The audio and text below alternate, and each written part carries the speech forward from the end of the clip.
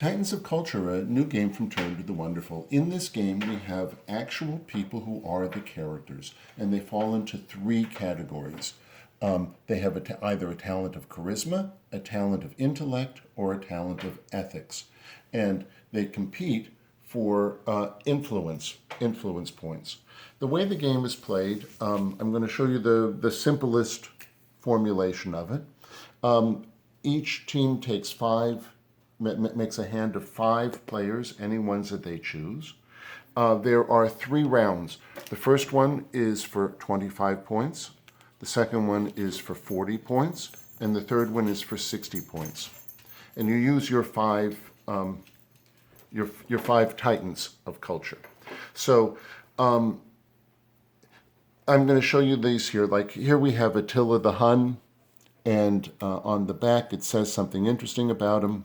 He was a ruthless leader of the Huns from the 400s, and a little quote, as if he really said it, "Let's have some Romans for dinner." Or Groucho Marx, American comedian from the 1900s, and he really did say this quote, "Outside of a dog, a book is a man's best friend. Inside of a dog, it's too dark to read." So they give you something kind of humorous, kind of insightful about some famous individuals.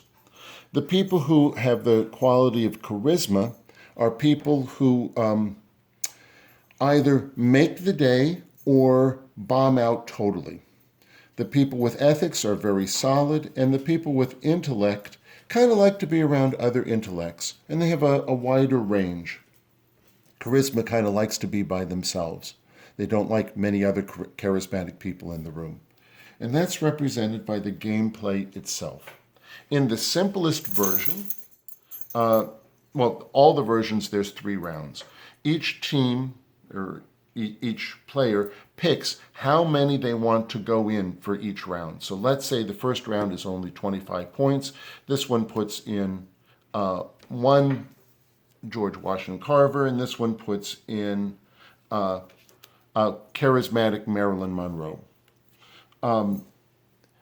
Intellects don't roll any dice at all. They are always a value of 2. Charisma rolls a red die, and a red die has a value of 0, 3, 3, 3, 10, which is incredible, or bomb, which means that regardless of how many people you have on your team, you automatically lose, because a charismatic person could be an absolute disaster. So this person is a 2, and this one rolls a 3. The charisma wins. Both of these are put aside. This team gets 25 influence points. Next round, you choose from these. Let's say that this person really wants to win this one and says that if I get 25 and 40, that's good. I'm going to put all of them in.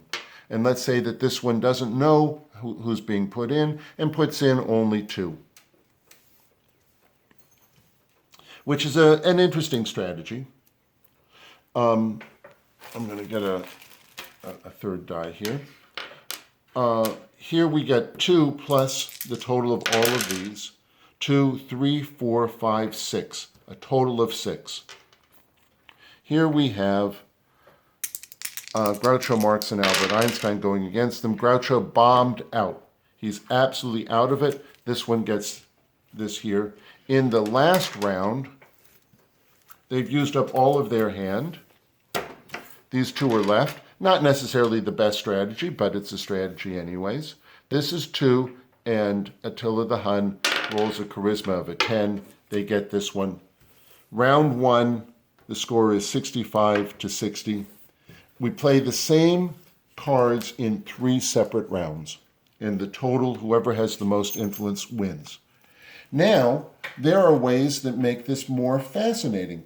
One of the ways is the different situations have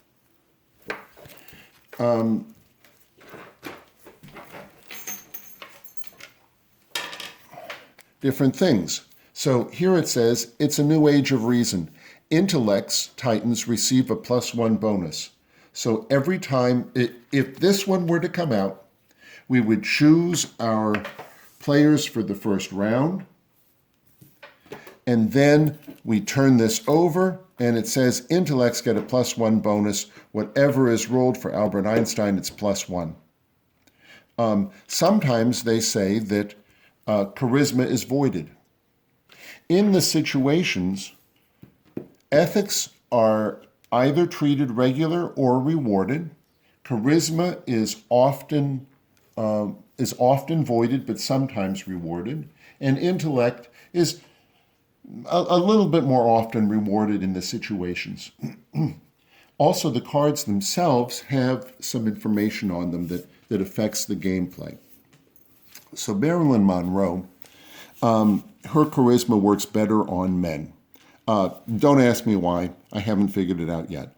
But if an opponent does not have any females, is all males, then she gets +1 added to her score. Vincent van Gogh lived in an age where he thrived with lots of smart people around him. If you're playing more than one intellect on your team, then he gets +1 for every other intellect in play. Albert Einstein is really smart, and his theory of relativity changed the entire situation. In fact, he talked about the bomb. He says, the unleashed power of the atomic bomb has changed everything except our modes of thinking.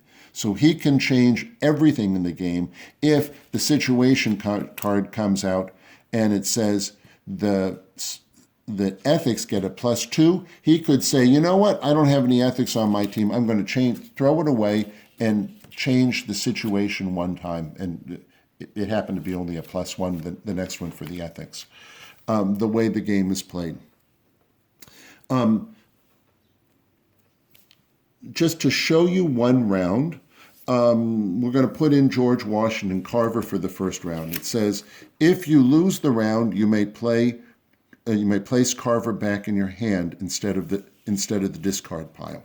So if he loses, he can come back again. That's a lovely feature. I'm going to put out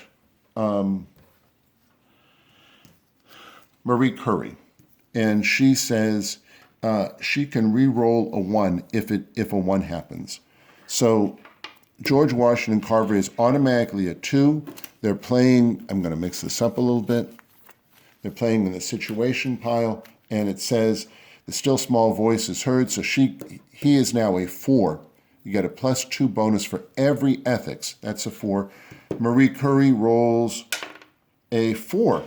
And so it's a tie. Nobody gets it in the first round. He can go back into the hand because they didn't win it. And she gets discarded. The next round, round 2 for 40 points. Let's say that he wants to sit this one out, and he'll forfeit the 40 points, not knowing how many cards this one is going to play. And it doesn't hurt to play this one, and let's say that he wants to do Confucius as well. And round 2 comes out, it looks like they're going to win, but it says they get a +2 bonus. They don't need to roll it, a 2 and a 2. It's 1, they've got that over there. The last one, everyone is all in for the last round. And here, Marilyn Monroe rolls it's a situation of 60.